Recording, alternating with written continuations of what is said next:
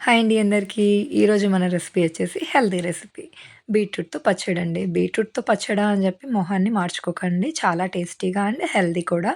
ఇది ఇది బ్లడ్‌లో ఉండే షుగర్‌ని, అలానే బ్లడ్‌లో ఉండే కొలెస్ట్రాల్‌ని తగ్గిస్తుంది. అలానే మన స్కిన్ కూడా మంచి కలర్ వచ్చేలా చేస్తుంది బీట్రూట్. అలానే లోవర్ బ్లడ్ ప్రెషర్ ఉంటుంది గదా! వాళ్ళకైతే చాలా పనిచేస్తుంది. అంటే ఒక 4 వీక్స్ కనుక బీట్రూట్‌ని కంటిన్యూయస్‌గా జ్యూస్ చేసుకొని తాగితే దానివల్ల కూడా మంచి బెనిఫిట్స్ అనేవి ఉంటాయి.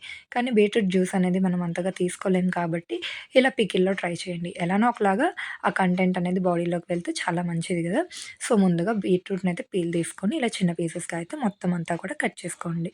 చిన్న పీసెస్‌గా కట్ చేసుకోవడం వల్ల ఫ్రై అవుతుంది. అందులోకి ఒక చాప్ చేసిన పెద్ద ఆనియన్ ఒకటి తీసుకోండి. ఆనియన్ వేస్తే టేస్ట్ అనేది చాలా బావుంటుంది. ఇలానే స్లైసెస్‌లా కట్ చేసి పక్కన పెట్టుకోండి.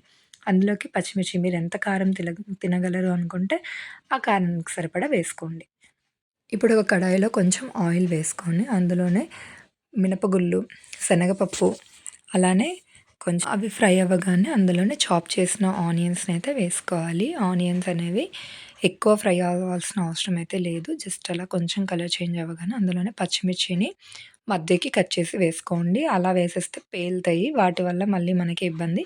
సో, మధ్యలో కట్ చేసి వేసేయండి. అందులోనే బీట్రూట్ కూడా వేసి మొత్తం అంతా ఒకసారి కలిపి దాన్ని దాని లోపల సాల్ట్ అలానే పసుపు మనకెంతైతే కావాలో ఆ లెక్క ప్రకారంగా వేసుకోండి. ఎంతైతే కావాలో మీన్స్ పసుపు అనేది ఒక పావు టీ స్పూన్, సాల్ట్ అనేది ఒక హాఫ్ టీ స్పూన్ కంటే ఎక్కువే పడుతుంది.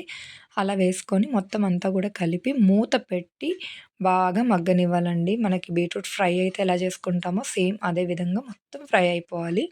ఆయిల్ అయితే ఎక్కువ వేసుకోకండి. కొంచెమే వేయండి. వేసి అలా ఫ్రై అయిన తర్వాత మిక్సీ జార్‌లోకి అల్లం, వెల్లుల్లి పొట్టు తీసింది అందులోనే కొంచెం జీలకర్ర వేసి ఈ మొత్తాన్ని చల్లారబెట్టుకొని మిక్సీలో వేసి కోర్స్‌గా గ్రైండ్ చేసుకోవాలి. అందులో కొంచెం చింతపండు అనేది మ్యాండేటరీ అనమాట. ఎందుకంటే బీట్రూట్ కొంచెం వగరుగా ఉంటుంది కదా! ఇలా కోర్స్‌గా గ్రైండ్ అయిన తర్వాత ఒక కడాయిలో కొంచెం ఆయిల్ వేసుకొని అందులోనే శనగపప్పు, ఆవాలు, మినపగుళ్ళు వేసి కొంచెం ఎండుమిర్చి కూడా వేసి ఫ్రై అయిన తర్వాత అందులో కొంచెం కరివేపాకు ఫ్రెష్‌ది వేసుకోండి.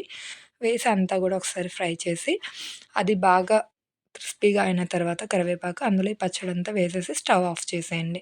అంతేనండి. ఇలా బీట్రూట్ పచ్చడిని వారంలో 1 ఆర్ 2 టైమ్స్ తీసుకోవడం వల్ల మంచి హెల్త్ అలానే మంచి స్కిన్ కూడా మనకు లభిస్తుంది.